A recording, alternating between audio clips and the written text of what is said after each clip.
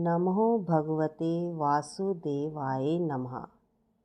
नमस्कार भक्तों, आज हम आपको सुनाएंगे एक पावन व्रत की कथा, पुत्रदा एकादशी, जो न केवल पापों का नाश करती है बल्कि संतान की प्राप्ति का भी वरदान देती है।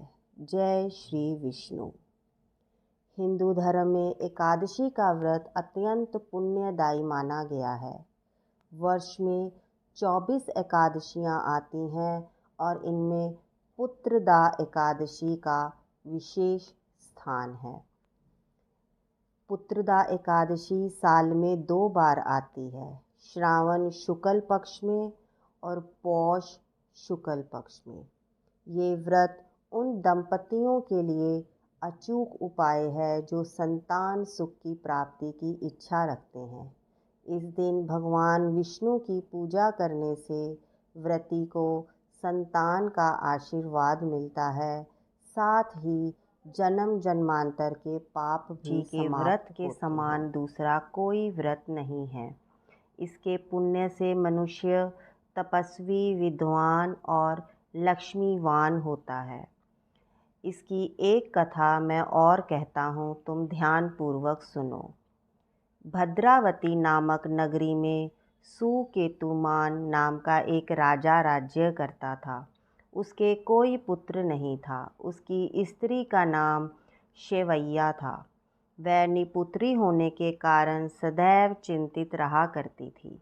राजा के पितृ भी रो रो कर पिंड लिया करते थे और सोचा करते थे कि इसके बाद हमको कौन पिंड देगा। राजा को भाई, बांधव, धन, हाथी, घोड़े, राज्य और मंत्री, इन सब में से किसी से भी संतोष नहीं होता था। वह सदैव यही विचार करता था कि मेरे मरने के बाद मुझको कौन पिंड दान करेगा।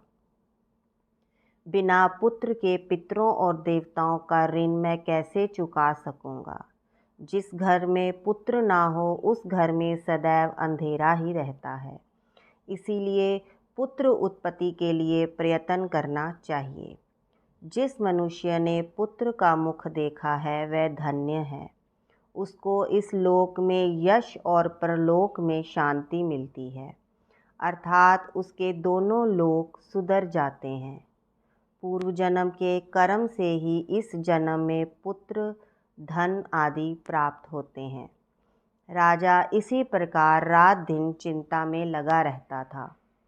एक समय तो राजा ने अपने शरीर को त्याग देने का निश्चय किया, परंतु आत्मघात को महान पाप समझकर उसने ऐसा नहीं किया। एक दिन राजा ऐसा ही विचार करता हुआ अपने घोड़े पर चढ़कर वन को चल दिया तथा पक्षियों और वृक्षों को देखने लगा। उसने देखा कि वन में मृग, सूअर, सिंह, बंदर, सर्प आदि सब भ्रमण कर रहे हैं। हाथी अपने बच्चों और हथनियों के बीच घूम रहा है।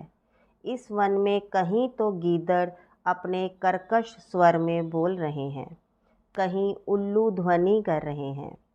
वन के दृश्यों को देखकर राजा सोच विचार में लग गया। इसी प्रकार आधा दिन बीत गया।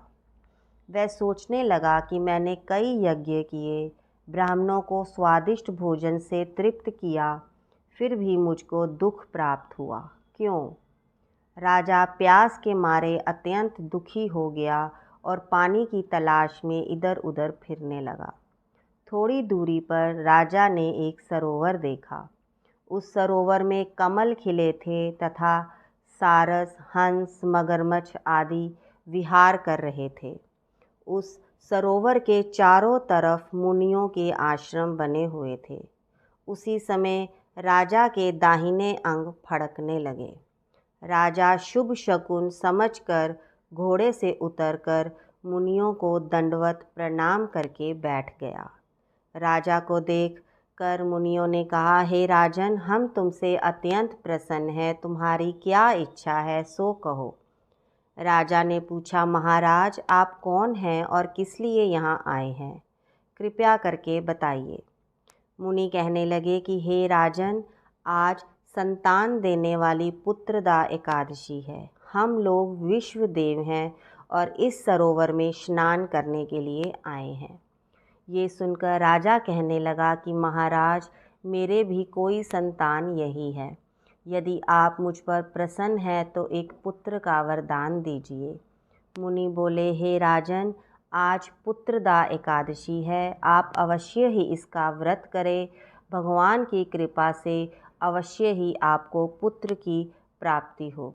द्वादशी को उसका पारण किया। इसके पश्चात मुनियों को प्रणाम करके महल में वापस आ गया। कुछ समय बीतने के बाद रानी ने गर्भ धारण किया और 9 महीने के पश्चात उसके एक पुत्र हुआ। वह राजकुमार अत्यंत ही सुंदर यशस्वी था। तो श्री कृष्ण बोले, हे राजन, पुत्र की प्राप्ति के लिए पुत्रदा एकादशी का व्रत बहुत ही महत्व देता है। अगर मनुष्य इस महात्म को कर ले या सुने या इस व्रत को करे तो उसे अंत में स्वर्ग की प्राप्ति होती है। इस दिन व्रत, पूजन और रात्रि जागरण करने से भगवान विष्णु स्वयं प्रसन्न होते हैं। आइए अब जानते हैं इस एकादशी की पौराणिक कथा। प्राचीन काल में माहिष्मती नगर में राजा सुकुमार नामक एक धर्मात्मा राजा राज्य करते थे। वे न्यायप्रिय और दयालु थे, परंतु उन्हें एक ही दुख था कि उनके कोई संतान नहीं थी। राजा और रानी इस बात से अत्यंत दुखी थे। उन्होंने कई यज्ञ व्रत किए लेकिन फल नहीं मिला। राजा ने एक दिन वन की ओर प्रस्थान किया। वहाँ वे गंगा जी के तट पर उपवास कर विलाप करने लगे।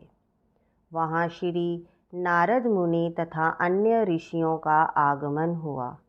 राजा ने उन्हें अपनी समस्या बताई। मुनियों ने तपस्या से ज्ञात करके बताया कि हे राजन, पूर्व जन्म में आपने मछली को मारा था, जिसके कारण आपको ये दुख प्राप्त हुआ है। लेकिन अब यदि आप श्रावण शुक्ल पक्ष की पुत्रदा एकादशी का व्रत करते हैं तो आपको निश्चित रूप से संतान की प्राप्ति होगी। राजा ने श्रद्धा से एकादशी का व्रत किया, पूरी विधि से पूजा की, रात्रि जागरण किया। कुछ ही समय में रानी ने तेजस्वी पुत्र को जन्म दिया, जो बड़ा होकर प्रतापी राजा बना। इस प्रकार पुत्रदा एकादशी के व्रत से राजा को संतान की प्राप्ति हुई।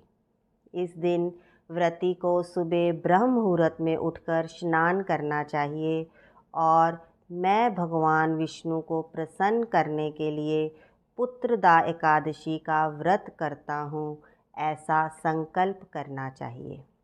फिर भगवान विष्णु की पीले फूलों, तुलसी दल, पंचामृत आदि से पूजा करें। दिन भर व्रत रखें, केवल फल, दूध और जल ग्रहण करें। रात्रि में विष्णु सहस नाम भजन कीर्तन करें।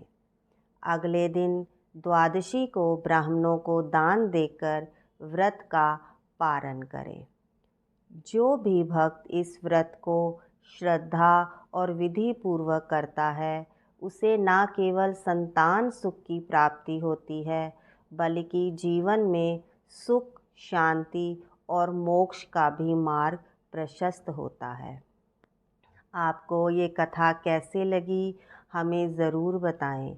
अगर आप धार्मिक और प्रेरणादायक कथाओं से जुड़ना चाहते हैं तो मेरे चैनल को सब्सक्राइब करना ना भूलें। ओम नमो भगवते वासुदेवाय नमः। जय विष्णु भगवान।